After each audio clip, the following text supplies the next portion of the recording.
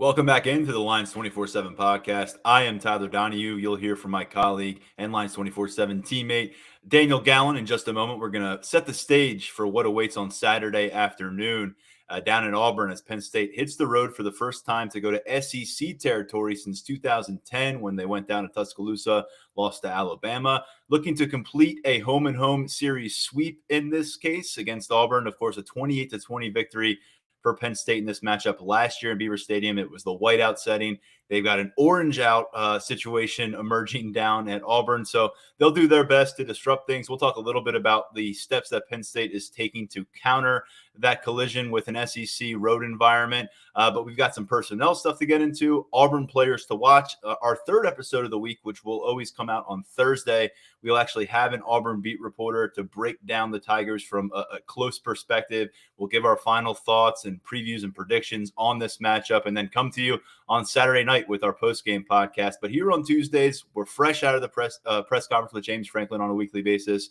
We've got about 4 or 5 player calls under our belt since this morning. So we've got a lot to work with, and let's bring Daniel Gallen back on board to do that. First off, Daniel, you put together your game rewind on Penn State versus Ohio. That dropped on Monday evening. I think that's kind of the range that story and piece is going to come out on a weekly basis. I've enjoyed it through the first couple of weeks. I think we covered a lot of ground with the Ohio matchup on our last episode and, of course, with our post-game podcast on Saturday. But I want to make the people aware of that. But let's turn our focus forward because you and I just sat in front of James Franklin for about a half hour or so, and then we were on these Zoom calls with a bunch of different Penn State players. And I think it's just a different vibe right now. All due respect to Ohio and the home opener and that situation. When you're getting ready to go on the road, play an SEC opponent for the first time in 12 years, these players understand what's at stake. James Franklin sees it. And Auburn may not be a world beater right now, but they are quite the brand. And Penn State pushing a 3-0 on the road could go a long way in national perception. James Franklin kind of tipped his hand a little bit when he talked about the preparation for this game began last week in terms of blasting the music at practice, working on that silent count. Obviously, everything you hear publicly from Franklin, from the team is want to know, want to know, want to know. But at the same time, they're aware of the situation. James Franklin said that they've been working on this also during the offseason in terms of getting that silent count, getting ready for this environment. So this is a game that Penn State has obviously had circled on its calendar. Purdue was a tough environment. It was crowded, blackout. Couldn't quite get a gauge on the volume of the crowd in that press box. It was pretty well soundproofed.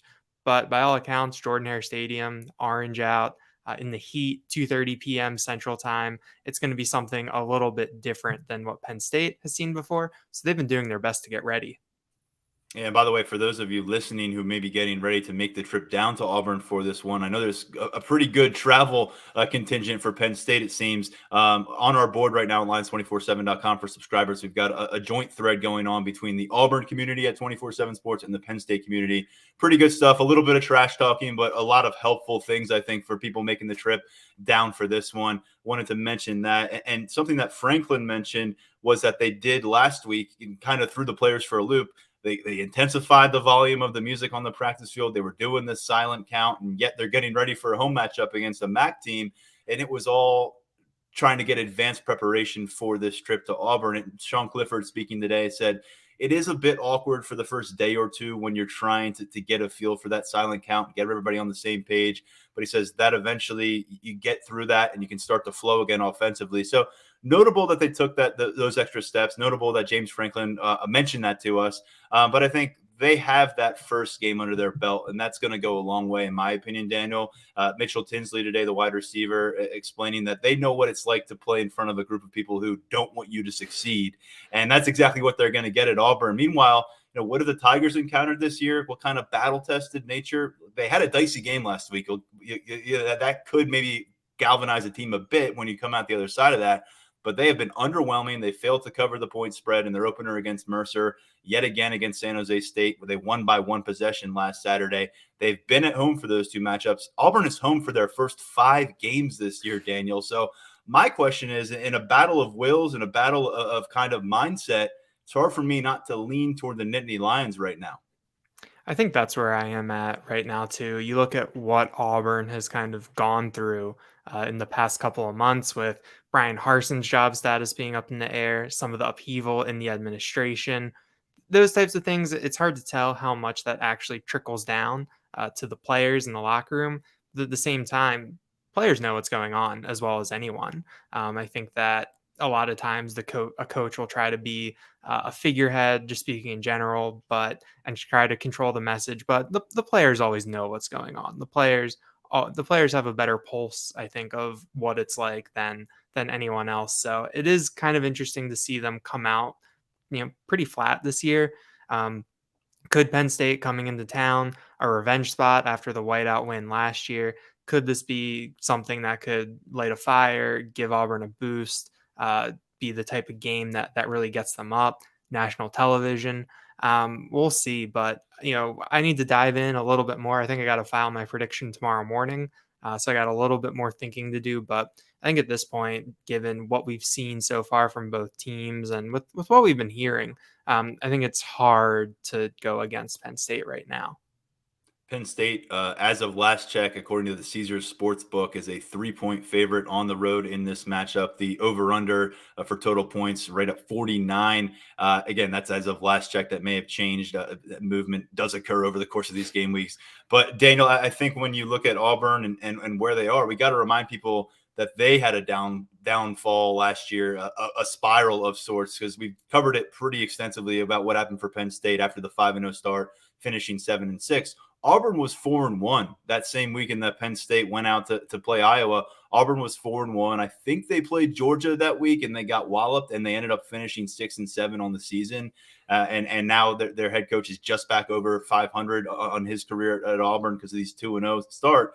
But man, it feels like Auburn, that's a very hollow 2-0. Whereas Penn State, you got some style points last week. You got to really explore the roster a little bit. I think that's going to benefit them starting this week, but also long term. And then because of what they dealt with against Purdue and having to fight their way back and riding that momentum swing and ending up getting back on that plane at 1-0, to me, there's just a lot working in Penn State's favor. But that's why they play the game, right? And this is going to be a situation where if the Tigers aren't motivated to make a statement, then you're going to start to see the writing on the wall for the people who really are around that program when it comes to the coaching situation. So there might be a lot at stake for Auburn in this matchup. And I feel like plenty of Penn State fans, at least going into the season, said, hey, as long as you can split those 2 September road games and come out of September with 1 loss going into Big Ten play, that's a pretty good spot.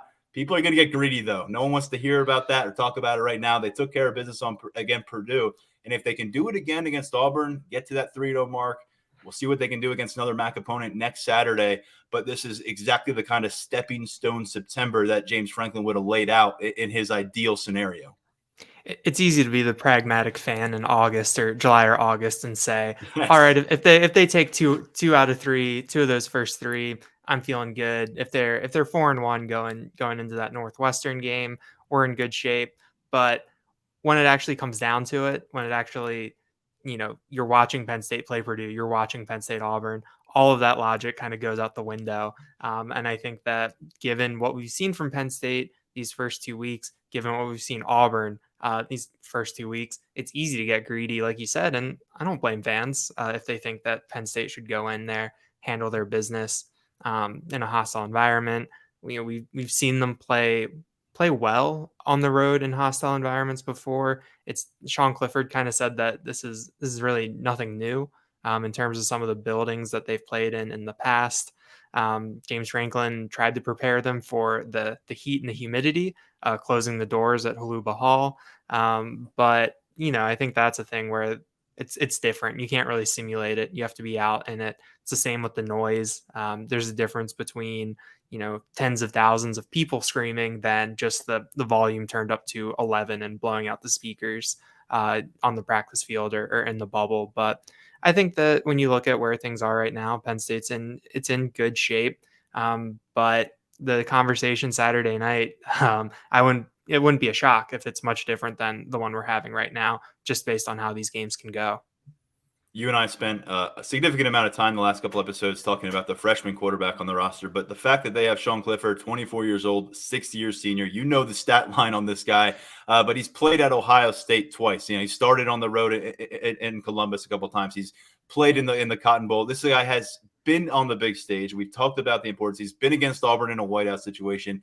And whereas I know a lot of people want to see number 15 more involved as things go on, and I still wonder if that will be the case in this game, if we're going to see some series go to Drew Aller. You really can't overstate what it means to have Sean Clifford as the guy leading this team out of the tunnel. You've got those leaders on defense too, but from an offensive standpoint, what they're going to encounter early in the game, they'll have an opportunity to take Auburn's crowd out of this game with a couple offensive series. Some big plays can do that, but early in the game, it's going to be rocking down there. And to have Sean Clifford, I know this is a little bit, people are going to say, well, he threw that boneheaded pick 6 on the road at Auburn, but he also orchestrated 3 touchdown drives in a 2-minute drill situation on the road at Purdue. So there's a little give and take with Sean Clifford. There always is. But I think you really have to point to his presence in this matchup as a reason that you feel like Penn State is going to be pretty stable in a situation where some other Big Ten schools might go down there and at least at the start of this thing get off to a shaky beginning offensively.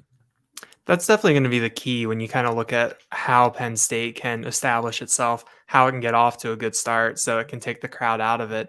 We kind of all know what the book is on Sean Clifford, that he's an emotional guy. He's a fiery leader. I think that sometimes that shows in his play early in games. Kind of anecdotally, he's someone where you feel like he can come out a little bit hot sometimes, a little bit jacked up.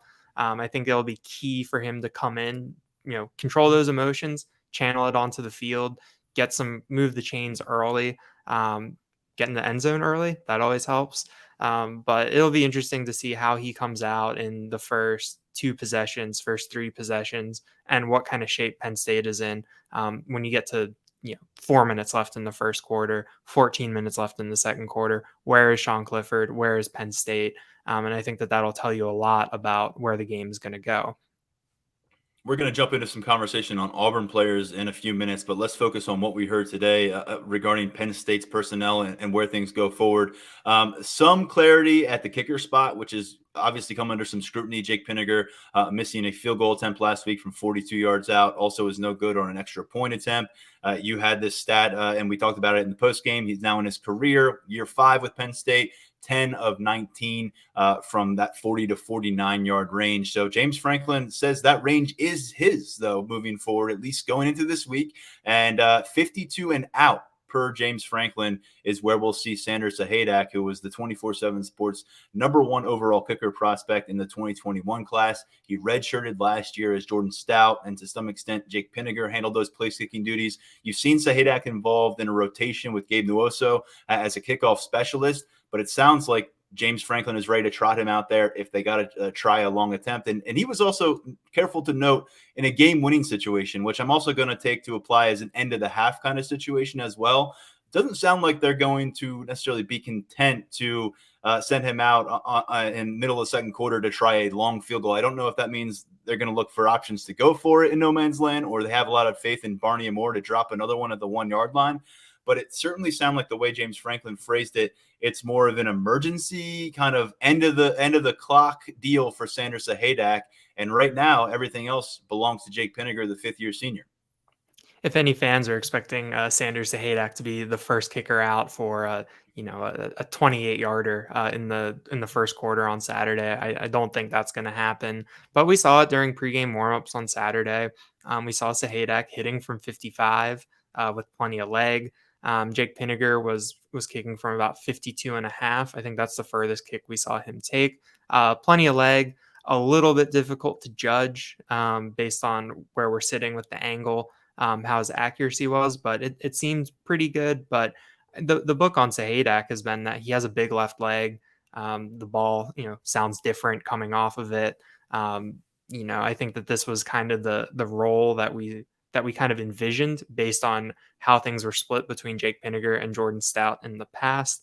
Obviously, that hasn't come to full fruition, but over the course of the year, I guess we'll have to watch to see if this line starts to creep in a little bit and gets extended beyond these kind of, I guess an alternative to a Hail Mary situations, or, just trying to get points at the end of the game or the end of the half. Last year, there was actually a rhyme in place for how special teams coordinator Joe Lorig was handling the situation. I believe it was 42 and in, it's Pin, 43 and out, it's Stout. Now it seems like that is that range is extended beyond. And I will say, the book on Sahadak is that big leg. We've reported on it coming out of these camps. He's looked good when we see him. I have no idea what this kid looks like when 11 college football players are lined up across from him. I have zero idea, much less a crowd, much less a pressure situation. So I know people aren't pleased with Jake Pinniger and they feel like they've got him figured out. But it's worth noting this Penn State staff is getting a long look at different circumstances and different situations. They're putting Sanders Sahadak through the ringer, I imagine, to see where he is. And there's only so much you can do before you actually trot him out into a stadium, whether it's here or on the road. But let's just leave it at that with Sanders Sahadak. We really don't know how he's going to respond to his first opportunity. He can maybe kick the ball out of the stadium, but can he kick it through the uprights when it matters most? We just don't have a feel for that. Over at wide receiver, we talked about this on the post-game podcast. I think we talked about it Monday as well. Kind of a lot to shuffle through right now. Beyond the top three guys, those three starters, Keandre Lambert-Smith, Parker Washington, Mitchell Tinsley, and then you go down to number 4, which is Harrison Wallace, consistently getting the most work beyond that starting lineup. It's really hard to ignore what Omari Evans has done, getting on the field for that final drive at Purdue, catching that 32-yard touchdown from Drew Aller last week. And he's a guy that you ask around, and we did that today. It's not just the fact that he's got that speed. It's the fact that he is figuring out how to play wide receiver, and then the speed just goes to a different level because you just can't be as fast on the field when you're thinking. It sounds like, according to Sean Clifford, Mitchell Tinsley, even James Franklin, that process of thinking to motion is being trimmed and trimmed. And so that leads you to believe that barring something changing here, he's destined to burn his red shirt this year, I should say. James Franklin did not say that, but he's 2 games in. I think he's checking off those boxes. And I'd imagine in the next 10 games, again, barring some kind of unforeseen circumstances, Omari Evans seems like he's here to stay, at least as some kind of rotational piece. He's fast and he's learning to play fast. And I think that's a pretty dangerous conversation on the outside when you have that speed that's in the 4.3 range and you can do what Evans can do. We saw it on the touchdown pass from Drew Aller against Ohio, where he was open, ran away from the guy. Aller led him away. So he was able to separate, haul that ball in, first touchdown. Both of them made it look kind of easy. But Omari Evans is definitely something to watch. James Franklin said that there's not really a rotation yet when it comes to his top 3 wide receivers in Parker Washington, Mitchell Tinsley, and Keandre Lambert-Smith. When you look at the Purdue game, because that's kind of the most reliable data that we have right now, Mitchell Tinsley only came out when he tapped out at the end of the game. And I think a little bit earlier, you did see a little bit, I wouldn't necessarily call it a rotation, but you saw Harrison Wallace come in for Keandre Lambert-Smith after some of those drops. And then when Parker Washington left the field, he was usually replaced by a tight end. So it's still kind of 3 guys that are getting the majority. Harrison Wallace has had a nice uptick, and there were a lot of really good things said about him today as well. And then Omari Evans seems to be in that 5th spot.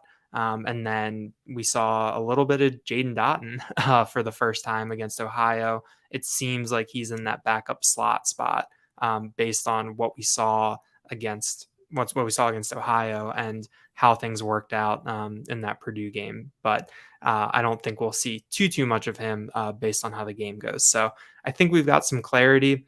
I think coming into the year, I mean, I had Evans down as a redshirt candidate. I don't know about you, but I was I was not expecting to see him. And then you look down at Purdue and it's the last play of the game and there's number 18 in there and you kind of have to double take.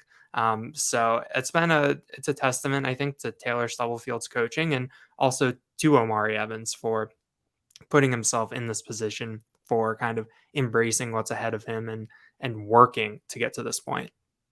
Yeah, Tinsley and Evans both showed up to this room in January, and both of them catching touchdowns in week 2. And I think Caden Saunders, if you had asked me 2 weeks ago which freshman has the best chance of burning redshirt, he would have been my pick. I still think he's in that conversation.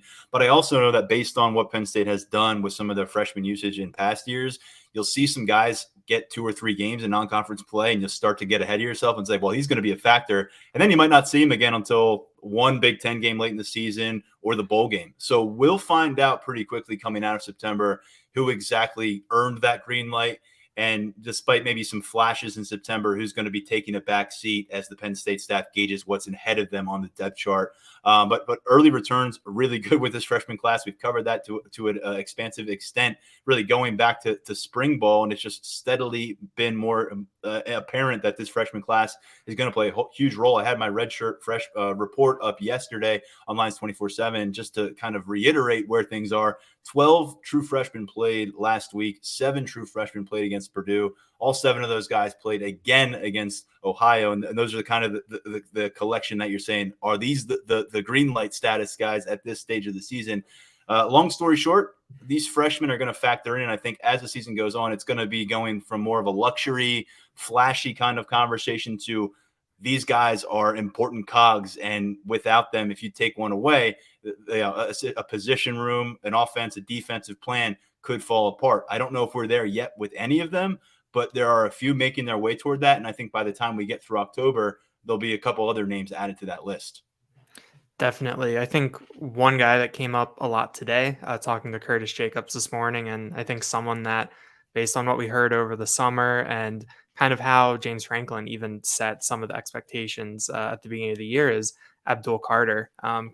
Curtis Jacobs said that Abdul reminds him a lot of him when he got to Penn State. Highly touted linebackers coming into this program with that history. Curtis said that Abdul Carter asks a lot of questions, that he's trying to get to the point where the physical tools can match up with the mental side of the game. And then Jacob said that when he figures that out, he's going to be really, really good.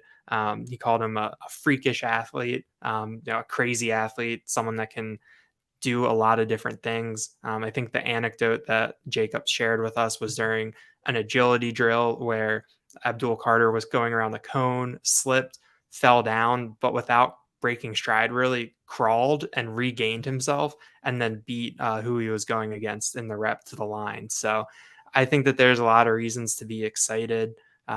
James Franklin said that he was glad to see the extended run that Carter got against Ohio, especially after the truncated debut against Purdue. So I think he's someone, especially when we get a little bit deeper into this matchup. Auburn's a team that can run the ball. Tank Bigsby is a pretty bruising running back. He's someone that could be needed in the box, someone that could wind up as a playmaker Saturday, and then obviously further as we get along. Yeah, James Franklin actually described the Abdul Carter style play with the phrase violent. Now, there's some violence involved there, and I don't want to call it reckless, but there is an element of, like Jair Brown told me after the game Saturday, of I'm not sure that Abdul Carter knows exactly where he's supposed to be, but he's instinctive enough and reactive enough to make the play. And so you start to piece that together, and where he's not so reliant upon those instincts and where he actually has more time to formulate a plan over the course of a play in between whistles, there is a lot to like about his progression at linebacker. And he's another guy that seems destined to play a significant role for this team in year one. Let's go back to that Curtis Jacobs call that you were on, though, because he's a guy that probably hasn't been talked enough about, being a former 5-star linebacker. Last year was you didn't have the game record at linebacker, and he was playing a different role, and Brandon Smith didn't take that next step in the will role, a former 5-star linebacker himself. And here's Curtis Jacobs, a guy who's, I don't want to say reluctantly, but steadily becoming more of a vocal presence, where that's not really something that's innately part of who he is, as a football player. So that's a progression under Manny Diaz. But what stood out from kind of that conversation as he assessed his first 2 matchups under a new defensive coordinator and linebackers coach? Jacob said that the defense as a whole needs to create a little bit more havoc. That's something that, as James Franklin mentioned it today, in terms of the sack battle, with Ohio getting home more than Penn State. And we also, I think, talked about it yesterday or Saturday with a cornerback currently leads the team in sacks, which we definitely wouldn't have really penciled in. But Jacob said that he really likes playing in Manny Diaz's defense, and that it sounds like Diaz kind of empowers them, where if something goes wrong, if they do mess up, that, hey, still get to the ball, still make a play, still make something happen. And I think that that's something that Jacobs has taken to. I asked him a little bit too about the personnel groupings that we've seen. The notable one being that 7 defensive back, 3 down lineman formation, where Jair Brown comes up and plays basically a Mike next to Curtis Jacobs. Jacobs said that he thinks that package can be, quote, deadly if they can work out the kinks. I don't know what those kinks are, but I think that he has some confidence in that. I think both of us have been really excited to see all of those defensive backs on the field. That group of pass rushers with Beeman, Isaac, and Chop Robinson. There's a lot of potential there, and it's just been kind of from my perspective at least, just kind of refreshing, exciting to see how these players are being used in these different situations. And I think that's something that Jacobs, because we know the type of athlete that Jacobs is. James Franklin once again today brought up that he could have been a wide receiver recruit when he was coming out of McDonough down in Owings Mills. But so that's the kind of athlete that we're dealing with here with Jacobs. And I think that Diaz is the type of coordinator who can really maximize what he can do. We haven't quite seen that yet. We haven't quite seen the game-changing play from Curtis Jacobs yet, but it wouldn't be a surprise if that's something that we see down the road. That package that you discussed, there was, I don't know, 6-7 minutes I was with Jair Brown after that game on Saturday, and no question, no topic had him more lit up than that defensive package. And the cool thing about it is just guys sharing the field that we didn't necessarily expect to see together, more so guys that we thought one would swap out for the next. Seeing Johnny Dixon and Daquan Hardy out there along with the other cornerbacks on the same play is something that we didn't necessarily know we would get. And you can factor in that by saying Jair Brown and Zakee Wheatley and Jalen Reed on the field at the same time. Again, things that we didn't really know we'd be able to see, and we've already seen them through 2 games. And I think both of us anticipate Manny Diaz has left much up his sleeve to reveal here in the upcoming weeks as Penn State's defense starts to get its feel and starts to create that identity. Good opportunity to do that against Auburn. And let's get into that because they'll be facing likely a couple different quarterbacks. And the old adage, when you have multiple quarterbacks, you may not have one. And I think that applies here. Whereas very different circumstances playing out at Penn State with an emerging 5-star talent and a senior. This was a case where Auburn, they had a transfer pickup. They had a couple guys. I mean, their room is filled with transfers, and their coaching staff is trying to find the fit. And so far through 2 games, the results have been a bit lackluster. TJ Finley, the completion percentage is okay. I think it's 64% in that whereabouts, but 3 interceptions, 1 touchdown toss. He's got a rushing touchdown. You got Robbie Ashford, who James Franklin mentioned, Penn State previously recruited coming out of high school. He can present some things on the ground as a rushing threat, but Bo Nix was not necessarily a very high quality quarterback. It was very up and down in his career at Auburn.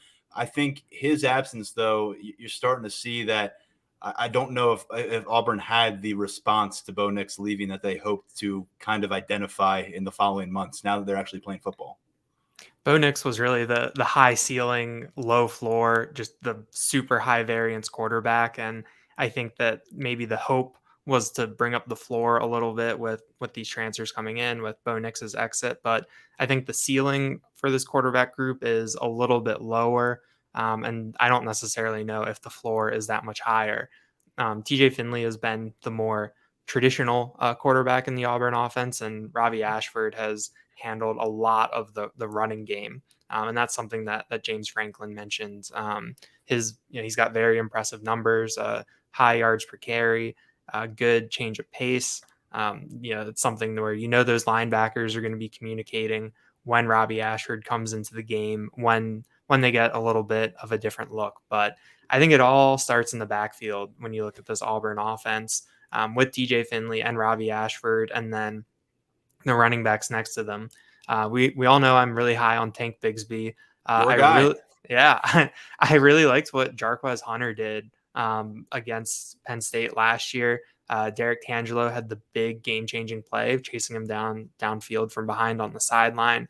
And then Curtis Jacobs went out of his way to mention Damari Alston, who's a freshman, well-regarded running back down there. And he said that it's not just 2 running backs, that there's 3.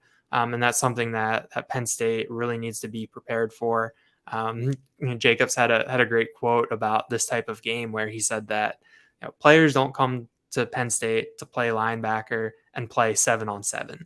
That this is the type of game that they come to Penn State to play linebacker for. And I think if that provides a window into the attitude of this team, I think I like that. That seems like a little bit of an edge, and that looks like a bit of a quiet confidence from that linebacking group going into Saturday.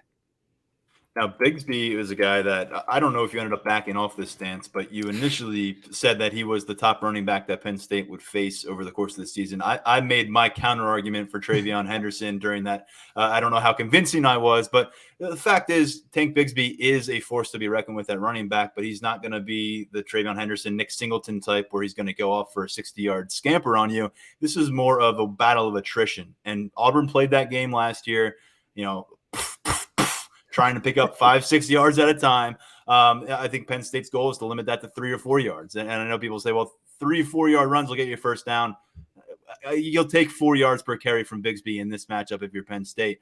But what made you so high on Bigsby, and why do you think? Because to me, the only way I see Auburn really taking off offensively is if Bigsby gets rolling in a big way. I just don't think they can lean on their quarterback play to get past this Penn State defense.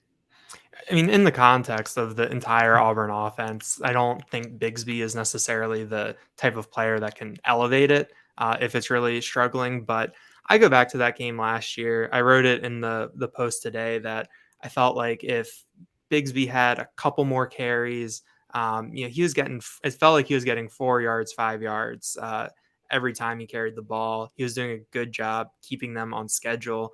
And he's such a physical back where he's always falling forward.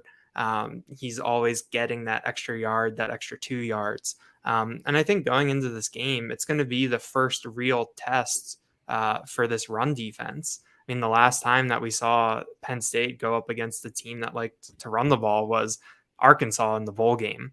And that did not really go well for them. And Arkansas was gunning for that, for the bowl game record for rushing yards. And they didn't get it. Let's remember, Penn State was at a lot of standout defensive players watching the game at home on TV. Yeah, and that's what I was saying, that now we're going to get PJ Mustipher back. It's going to be a real test to see where he is. It's going to be a good test to see Adisa Isaac and Chop Robinson, 2 guys that didn't play in that game. What can they do against the run defense? We know that Nick Tarburton can be pretty solid. How's Hakeem Beamon going to hold up? What kind of depth can Devon Elise, Jordan Vandenberg, Zane Durant, what can they add on a hot afternoon where the opposing offense is going to try to wear them down? I think it's going to be a really, really good test for that front seven. And that's something I'm really excited to see. How does that interior look? Auburn's had a little upheaval there. Their center, Nick Brahms, retired before the season started. So Tate Johnson is starting at center, and I think he'd appeared in only one game in his first 2 years on campus. So that's something to watch, especially if he gets matched up with someone like Mustipher. So there's going to be a lot of, I think, storylines to watch in that front four, in that front seven, and it's going to be our first look at the Manny Diaz run defense at Penn State. On the perimeter offensively, Auburn's supposed to get one of their starting receivers back, Malcolm Johnson. He missed the last matchup. Has not been a big factor in the stat sheet to this point in his career, but was pegged as a starter and did fill that role in week 1. They're supposed to get him back for this matchup. But the guy that Franklin went to, and I know he's someone you spotlighted in your breakdown of Auburn players to watch, is Javarius Johnson. Wide receiver has not been a spot that people look to at Auburn for a long time, though. Definitely. He's on the smaller side, 5'10", 160. But he's been big play threat. I think he had 4 catches for 117 yards against Mercer, 3 for 41, I think, against San Jose State. So he's averaging more than 22 yards per catch. And it's going to be interesting. I mean, we saw Penn State, for as big of a number that Charlie Jones had for Purdue in the opener, there were really only 1 or 2 times that he got loose downfield. It was mostly short slants, over the middle, crossing routes. That's kind of where Purdue made its living. I don't know if Auburn with someone like Javarius Johnson might try to stretch the field a little bit more. But I think that Penn State they've got the guys on the back end. When you look at the cornerbacks with Porter, Hardy, King, even Dixon, and then knowing that you're going to have safety help with someone like Keaton Ellis, who's been playing well, Zakee Wheatley, Jalen Reed, Jair Brown. I think that Penn State is very well fortified on the back end to go up against a passing game that has been pretty underwhelming. And I think that they're going to do a good job of forcing this game to take place in the box close to the line of scrimmage. Daniel, I'm going to get into a lot of this with Nathan King from our Auburn side in the 24/7 Sports Network on our next episode. He's going to break down Auburn for us in a big way. But quickly, when you look at this team defensively, and this is where really Auburn can probably hang its hat better. I certainly think that's an easy case to make. Who are some of the guys that could produce some potential issues for Sean Clifford and company? I think it starts up front. Colby Wooden and Derek Hall. I was talking to Nathan about them a little bit earlier today. Derek Hall is kind of the pure pass rusher. He had 7 sacks last year. I think he started the year on a couple All-American teams. He was a preseason All-SEC guy. And I think that he's someone that you got to watch. We've seen the Caden Wallace, Bryce Effner rotation early against Ohio. I think we're pretty confident with what Olu Fashanu can do. I think that this will be a good test for him, but there's a certain level of confidence in Olu going into this one based off of what some of his teammates said today and what we've seen from him in a pretty small sample size. But Daniel, can we specify that certain level of confidence? I mean, the feedback we are getting is that he's playing the tackle position at the highest level that's really taken place in this era of Penn State football with this current coaching staff. And it's a 2-game sample size, but that is the kind of feedback we're getting right now. Yeah, I think that was Sean Clifford today, really, saying that he feels great about Olu watching his blind side. And I think that it's really easy to chalk this up to a small sample size. And this is going to be a really good chance for Olu to get things on tape. But in talking to Phil Troutwine, I think earlier this year, he said this just goes back to the bowl game, and that Olu has just put a really good base coming into this year based on how he did in the bowl game, and then how he took that into the spring and really took advantage of this spot because Olu he pretty much had that left tackle spot locked up going into the offseason, and he wasn't an incumbent starter. I mean, Juice Scruggs and Caden Wallace both started last year. You kind of wondered, is Penn State going to open this up for competition just to see how he responds? Maybe competition for the sake of competition. That wouldn't have been a surprise, but he had that job and that's been his. So I think this goes back a little bit further than the sample size. Obviously, James Franklin had said that Olu was supposed to start in November when it seemed like Rasheed Walker was a little banged up, but Olu was banged up himself, so that had to be delayed till the bowl game. So I think that it's easy to be like, well, this is only what he's done since September 1st. But I think internally he's put together a long enough track record behind the scenes to earn that confidence. He still has to prove it to us on the outside on a weekly basis, but this is a good opportunity for him to do just that. Yeah, he's a redshirt sophomore, and they're so far so very good for him in that left tackle role. And James Franklin couldn't say enough about him today as well. One other name I thought we should definitely get to, and he'll be discussed later in the week, was Owen Papo. This was a guy who early on in his recruiting class was one of the most notarized freshmen to that point. I think he was the first prospect to get an opportunity to go out to the opening before his sophomore year of high school ball. And here he is now. He's a college veteran. He was a guy that Penn State pushed for, and he actually, reciprocated some of that interest during his recruitment. Ends up at Auburn, of course. But to me, he's a guy that at that second level, you got to be wary about a little bit. Definitely. You look at his pedigree as a 5-star coming out of Georgia, and he battled injuries last year. He had 5 tackles in the Penn State game, missed a couple games in the middle part of the year, came back at the end.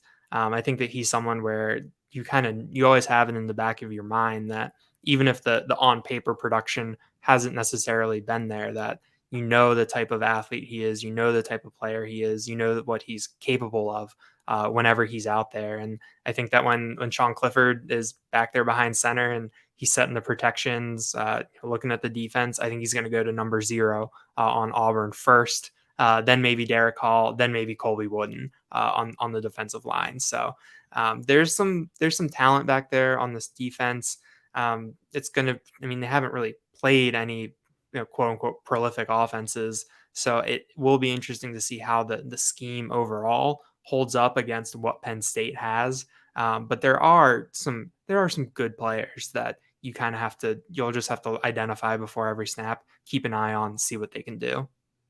I encourage our listeners to check out on a weekly basis Daniel's review of the top players to watch on the opposing team. This one for Auburn was up on Tuesday.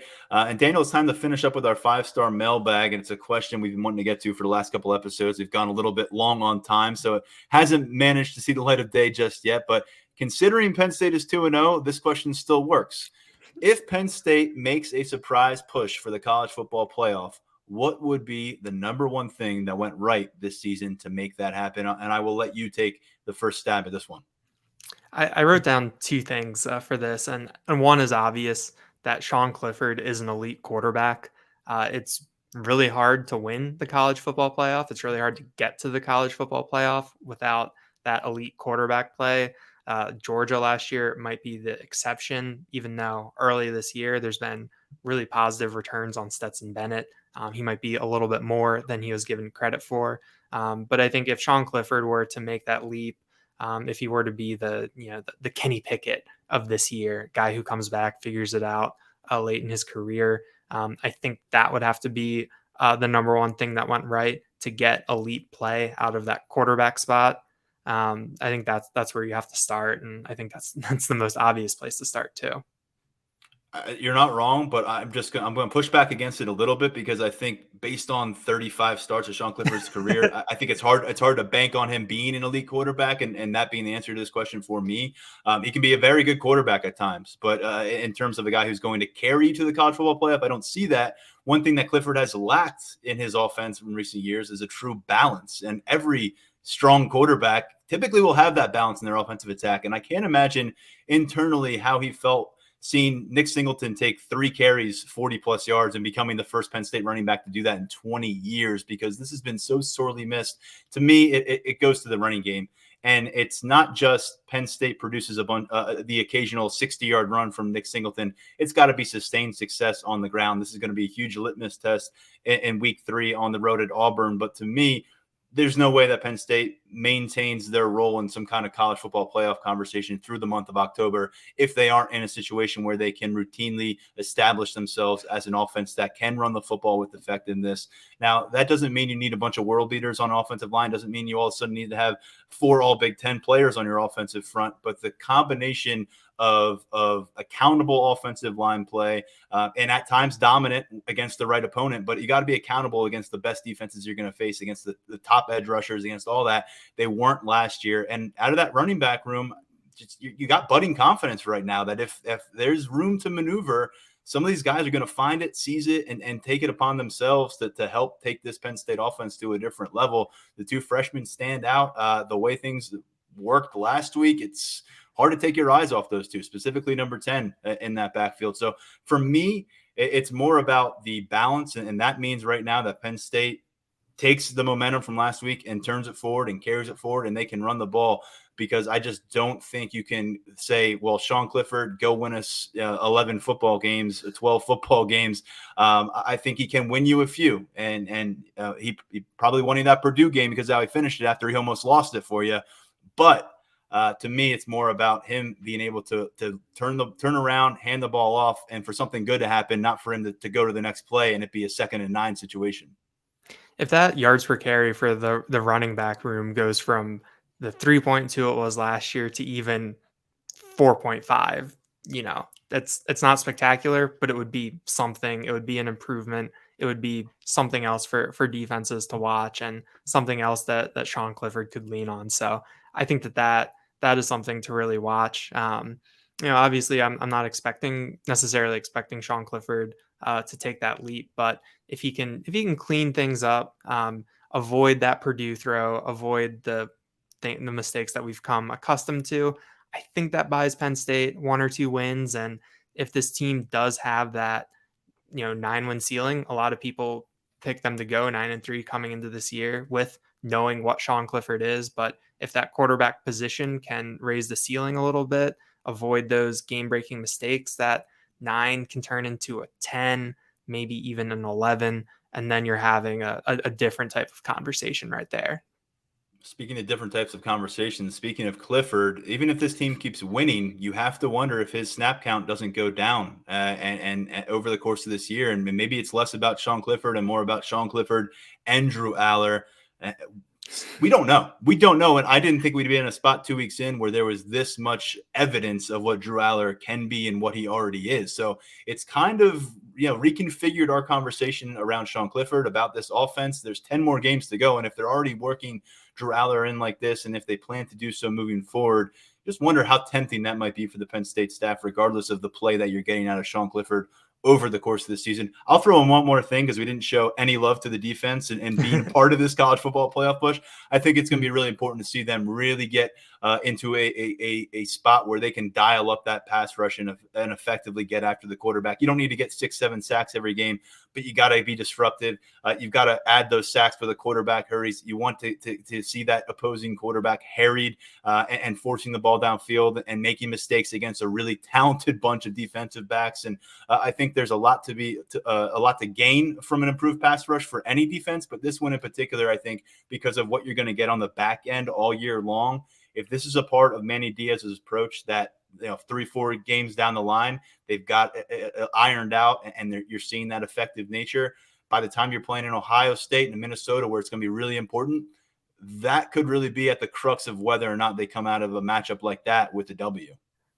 That was my second point that I'd written down for this. After improved quarterback play, if the defense can get after the quarterback, if the defense can force turnovers, I think that can go a long way towards Penn State raising that ceiling, being in a conversation.